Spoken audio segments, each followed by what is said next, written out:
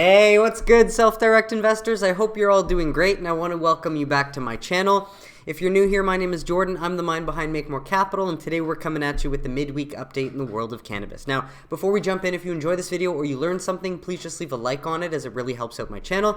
And of course, if you want to learn how to take advantage of this generational investment opportunity when the right time to invest might arrive, make sure you subscribe below so that you don't miss any future videos, and then there's plenty of content for you to go back, rewatch, and educate yourself with. Now, I've tried to put all the news and facts in one place so you can watch episodes over time to learn about the evolution of the industry, identify top companies that you keep seeing pop up, and then take advantage again whenever you feel ready if you wish to do so. We're going to start with some good news from the Daily News as it highlights states with the highest revenue from cannabis taxes. And so obviously these are states that had the courage to end cannabis prohibition sooner than later, and of course they're reaping in the benefits of a lot of money coming into the legal market and going back to the state and those within it. So states with the highest revenue from cannabis taxes, we're going to run through it quickly. You can pause to read this whole breakdown if you'd like, but just going to sort of speed through it so I don't take up too much time. But number 11, we've got Maine. So you can pause to read what they managed to accomplish.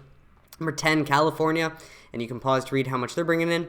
Then we've got Massachusetts at number 9. You can pause to read for more details on them. Then Michigan at number 8. Pause to read more details. Arizona number 7. You can pause to read how they're chugging along. Illinois number 6. You can pause to read. Oregon number 5. You can pause to read. Alaska number 4. Pause to read. Washington, you know the drill.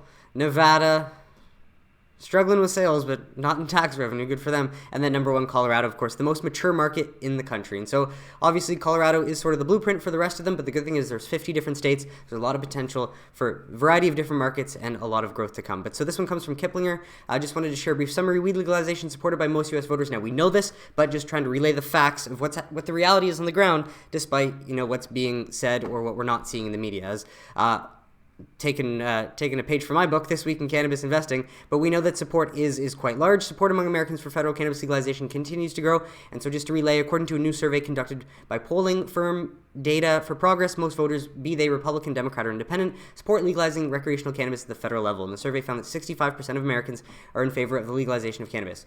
What other issue has a majority of popularity behind it? It makes no sense. The Dems aren't capitalizing this. Obviously, there's more to that, but we'd hope to see them maybe take advantage at some point and do the right thing. And across the political spectrum, ending cannabis prohibition was supported by 75% of Dems, 67% of Independents, and 52% of Republicans. So, well, you can grab the link below if you wanted to read through it, but it doesn't really tell us anything that we don't already know. But did just want to touch on this as the House introduces bill allowing gun rights for medical cannabis users. And while there's so much that could have been passed to help the industry and help make America safer that we're still waiting on, and of course you don't solve the problem, it will persist, it seems like the only thing that could have gotten done through this House so far, it would be un-American to overlook the importance of firearms, and this is so far apparently what we've gotten, a bill to allow medical patients to have the right to buy guns, which is fair, they should, but at the same time, it almost sounds like whoever pulls the strings is hoping that medical cannabis will make people violent, or as violent as unstable individuals on SSRIs, but fortunately, cannabis and pills are not one and the same, and so I come to that conclusion simply because the only thing that's managed to get passed is to allow people the right to the Second Amendment, which, of course, every American should have the right to, but I just thought that was funny and wanted to highlight that, so let me know in the comments what you think.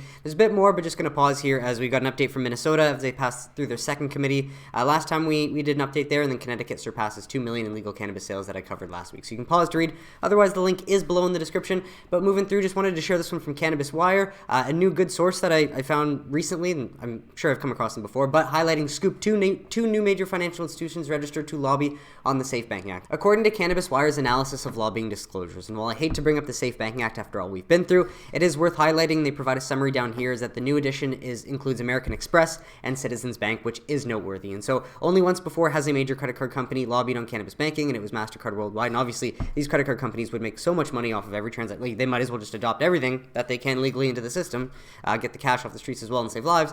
But apparently MasterCard's interest or their lobbying efforts stopped in mid-2020. And so while it really doesn't mean anything until something gets done, the link is going to be in the description if you did want to read through this entire article. But more on that, just want to highlight the joke that is New York. And hopefully in the future we can look back on these episodes and sort of have a laugh on how much of a shit show it was. But all about perception in this one, just want to highlight. So thank you, Christina Lopez Aducci, for covering this and sharing how the first day went today. Smacked became the first justice impacted, that's one of the new words, owned dispensaries in New York. Grateful to Roland and his team for carrying House of Puff. And so this is a picture at the, apparently newly established second legal cannabis dispensary in New York. But then we get another lens from Chris Roberts, so thank you, Chris, for sharing this one. Another day, another huge and proud crowd at the not quite ready to open cannabis dispensary. Okay, interesting. So this is smacked on Bleecker in the Village, New York's first equity dispensary. So again, that word unfortunately being overused and abused and in the wrong context. But first sales are tomorrow, a month after the first legal store opened. And so thanks, Chris, for sharing this other angle, because no doubt we can see that there's a lot of people there, but does this place look like it's actually ready for sales? Not really from what I can see. And so Chris claims to be America's most tedious weed blogger. And so if you just wanted to pause to read a little bit more about his commentary and the Chris Webber issue and his potential conflict of interest, you can pause to read. Otherwise, you can grab the link below if there's more that you wanted to go through. But sharing that, despite that little sort of extravaganza that they put on to highlight the second store opening, New York Office of Cannabis Management and Kathy Hochul are still at one legal cannabis store for the 20 million residents, because the one that they just rolled out apparently still needs to be built. Like, man, they could not have fucked this up worse.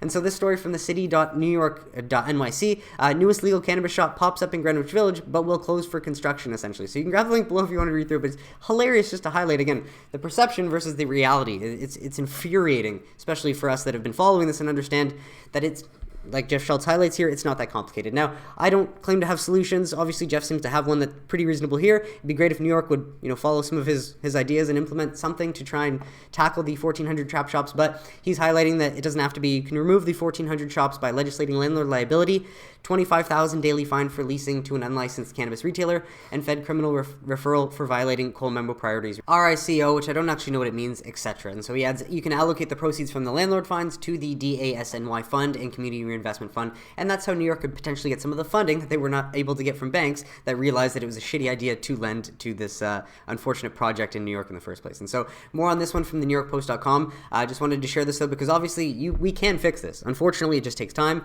and while we're frustrated that Congress, again, fails to work for the American people and chooses to work for big multinational corporations, regardless, the state-led growth story keeps chugging along and building momentum. And so with that, the last bit on New York, but over time, after watching how it's unfolded, I genuinely do believe this. And so again, I'm not saying I'm right, it's just my opinion, but wanted to ask you what you think. Do you think that the New York's cannabis was set up to fail by design? Because based on how it's gone, you couldn't have tried to do it this badly unless you were really just that stupid and incompetent, and everyone involved was that stupid and incompetent, or they really wanted this market to fail. Well, what do you think? Let me know in the comments. But on to the next story. So Don Murphy, one of the lobbyists that we're seeing more active and seems to be, he's giving us a lot more of the hopium that we've gotten in the past. So thanks for that, Don. But worth highlighting that according to him, breaking insider insight, this is great news for cannabis reformers.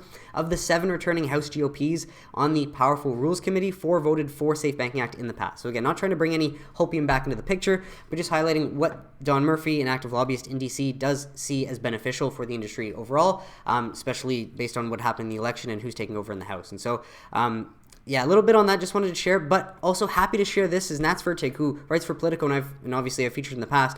She spent time with Don Murphy, apparently, and so it confirms that he's not a grifter and some made-up account, that he is a real lobbyist in D.C., fighting the good fight and trying to end cannabis prohibition. So thank you, Don Murphy, Nats, for sharing this one on the Hill today, tagging along with one of D.C.'s most persistent pro-cannabis lobbyists today, Don Murphy, as he tries to convince Republicans to get on board with food legislation. So again, thank you, Don, for the work that you're doing. It takes time, but keep chipping away, as all good things do. And so with that, Tom Engel shares breaking: the Delaware House Revenue and Finance Committee approved a bill to legalize and regulate cannabis sales. So a separate bill to legalize cannabis possession is scheduled for committee action on Wednesday today. And so I'm going to cover all of this in detail on Sunday when I do my weekend summary video. But good to see Delaware making progress, because I wasn't sure that they would effectively do that, but good to see them ending prohibition as well. And so Pink Horse Capital sharing a few highlights on Connecticut latest adult use market MSOS. And so just passing on the information, the source is MJ Biz Daily. According to them, 2.02 million sales during the first 8 days of launch from 7 dispensaries. Verano claims 80% of supply coming from their facility, and so obviously very beneficial from Verano if that's true. Estimated 2023 sales 300 million to 375 million, with sales increasing to 2026 estimated from 650 to 800. Obviously, the more stores that they can open, the more likely they're going to drive an increase in sales sooner than later. But happy to highlight Connecticut since launching last week. Things are on the right track, and they're seeing the benefits already. And so Jesse Redmond, thanks for sharing this one. Update out of California. And so according to him, California represents 25% of the adult use population and 28% of the adult use real GDP. And so with cultivation licenses not being renewed, and so there's less growers, meaning less competition, and then 300 new stores expected this year, so more legal outlets for the smaller number of growers to supply and get a bigger chunk of their own pie. And recent horrible weather, flower prices may have bottomed in California, could be a bright spot in 2023. And so all we can hope for is this is the case. The pendulum has swung swung very far one way. Hopefully it is starting to swing back in the other direction. And so just sharing this one from Jesse. So thanks, Jesse, for sharing from Cowan and Company, highlighting all the states, the percentage of population, percentage of real GDP, law passed, and then when their first retail sales started. And so with that, on to this one from Green Wave Advisors. And I tried my best to decipher this, but again, I'm not a financial advisor or analyst, so take whatever I say with a grain of salt. I just try to aggregate and relay the news to you as best as I can. But Green Wave Advisors shares 2022 could be the first year of negative revenues in Colorado. So interesting to see that 7 or 8 years in, but to be expected of any industry as it matures over time. And so according to them, apparently revenue is down 22% year over year to $1.7 billion, but that's essentially equivalent to where they were at pre-COVID. And so given price compression, purchase limits on cannabis beginning in early 2022, and illicit market competition, the question is if Colorado can hold steady at $1.7 billion. And based on the population extrapolated for the entire potential U.S. legal market once all states have legalized for medical and adult use, with $25 billion so far in 2022, there's still a way to go. And thank you, Green Advisors, for reminding us to zoom out and really play the long game with this entire industry. But just to highlight what they were sharing, state Colorado total cannabis revenues here, and then you can see state of Colorado cannabis revenue growth. And so, again, the most mature market in the country, 7 or 8 years in, and the data does come from the state of Colorado. So we'll keep an eye out to see if Colorado does stabilize, because this could tell us a lot about what we can expect out of future markets in time. And so with that, Todd Harrison sharing this one out of Missouri as well. As Missouri dispensaries sold $40.25 million worth of medical cannabis in December. So love to see the growth in Missouri as well, as people have access to a safer, non-addictive medicinal alternative, and therefore they are switching to it. And so you can pause to read data coming from, I imagine, the Missouri Department of Health and Senior Services. And so with that, high time sharing as Ohio lawmakers file medical cannabis revamp bill. A pair of Republican lawmakers in Ohio have introduced a bill to overhaul the state's medical cannabis program. So again, if they don't pass this bill, I believe by April or something in the spring, then they'll put it on a question on the ballot in November. And so both pieces of legislation attempt to update Ohio's medical cannabis law. And so you can pause to read for more on sort of what the bill entails, and then also a bit more on what the bill entails. I'm not going to go through it all because I don't want to take up too much time, but of course, link below if you wanted to grab and go through the whole thing. And so with that, some MSO news. Curaleaf celebrates opening of Claremont, Florida dispensary, helping them grow their retail dispensary count in Florida to 57 and 147 nationwide. And so good to see, again, companies executing and building their footprint early while things are still cheap in order for them to do so before the tide does turn. And so you can pause to read if you wanted to get more on Curaleaf. Otherwise, the link is below. But again, this is not advice, just sharing the press release and what the company is claiming. So with this, Andrew George sharing some notes on the Cresco and Columbia Care. Seems like he had a call with the company and did manage to write down some of what was told. And so thank you, Andrew, for sharing this with us. Much appreciated, people, especially sharing this stuff on Twitter for free. It's huge. And so he asked them some compelling questions. Why did they close the stores instead of selling them? Answers here if you just want to pause to read and go through. Again, not going to read them all off to you. But this is a bit more of their response to that initial question. And then merger, answers to that. And so it seems like things are on track. The market doesn't seem to think it's going to close based on the arbitrage gap, but at the same time, so expect the unexpected, hope to be pleasantly surprised, and then follow up a little bit more information on that. And so with that, this is just a bit more of a summary on what was shared in here to provide some feedback on why ARB has widened and the consequences. So you can pause to read this first snippet. And then there's a little bit more down here, 4, 5, 6, and then 7. You can pause to read as well. And so obviously, I'm a shareholder of Cresco Labs. It's not advice, not telling anyone what to do, but I'm putting my money in Cresco as one of the big horses that will become eventually one of the biggest cannabis behemoths in the U.S. And, only time will tell, but at the same time, I am confident in this company with their wholesale approach, and I do think that they will rise to the top in the long run. And it's obviously in the best interest for me as an investor to see this deal close, and all signs point to a closing, just a matter of time. And so we wait. And then lastly, to share some international news, Lauterbach out of Germany confirms timetable for cannabis legalization. But this is all the confirmation we get. As the federal health minister, Karl Lauterbach, has confirmed his timetable for cannabis legalization, his ministry will present a very good solution in the first quarter of the year, he told the Rheinische Post. And so I don't necessarily know what the first quarter is in Germany.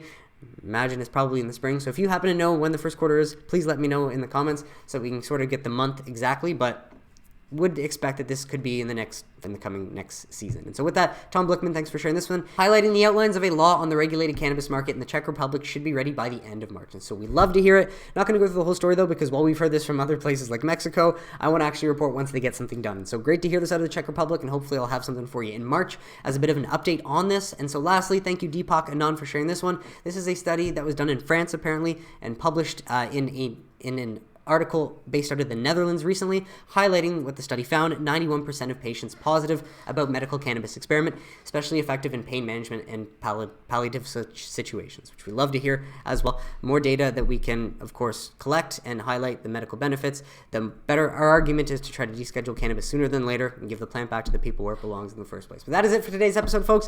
So I want to thank you so much for tuning in, and I really hope you got some value out of it. What did you think of the stories mentioned? Let me know in the comments if you have any questions or suggestions, and I'd be happy to address them. But besides that, if you enjoyed this video and you learned something, please just leave a like on it. Subscribe below if you don't want to miss any future videos, and I will catch you on Sunday for This Week in Cannabis News. Have a great week, everybody.